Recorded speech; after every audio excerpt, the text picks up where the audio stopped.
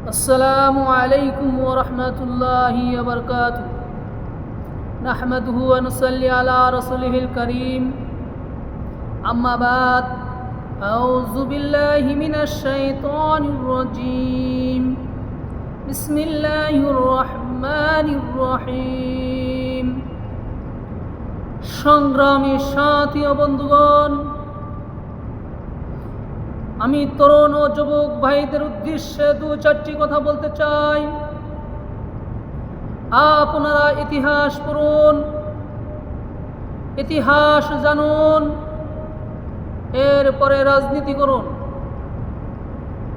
বাংলাদেশের দুটি বড় দল আওয়ামী লীগ ও বিএনপি। আওয়ামী লীগের প্রতিষ্ঠাতা মুজিবুর রহমান, বিএনপির প্রতিষ্ঠাতা শহীদ প্রেসিডেন্ট জিয়াউর রহমান।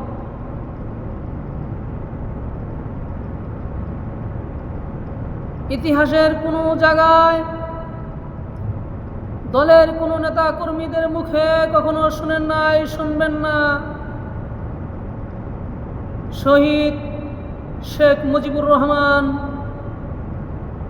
কিন্তু ইতিহাসের পাতায় পাতায় দলের নেতাকর্মীদের মুখে অসংখ্যবার শুনেছেন এবং শুনবেন শহীদ প্রেসিডেন্ট জিয়াউর রহমান। কারণ শহীদ প্রেসিডেন্ট জিয়াউর রহমান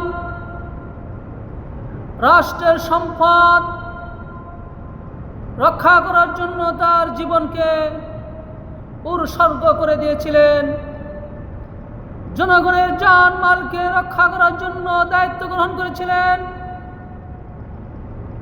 এবং ইসলামকে হেফাজতের জন্য দায়িত্ব গ্রহণ করেছিলেন।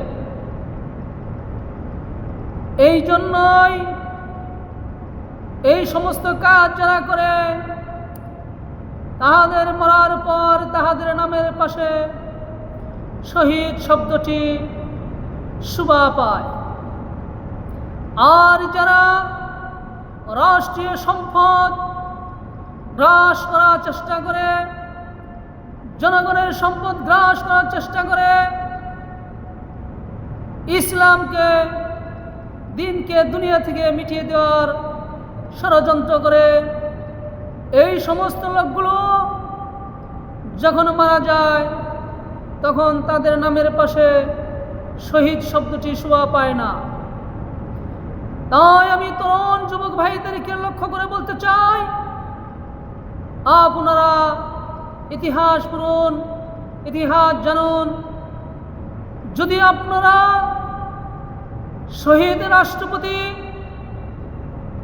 শহীদ প্রেসিডেন্ট জিয়াউর রহমানের আদর্শ গ্রহণ করতে না পারেন, দলের আদর্শ গ্রহণ করতে না পারেন, তাহলে আপনার রাজনীতি করার কোনো অধিকার নেই। কথা বলুন ঠিক কিনা? যদি দলের এবং দোহাই দিয়ে জনগণের উপর জুলুম অত্যাচার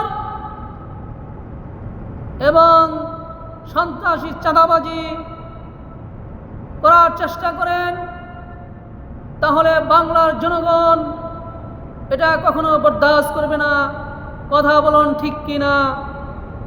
আখির দাওয়ানা আলহামদুলিল্লাহি রাব্বিল আলামিন।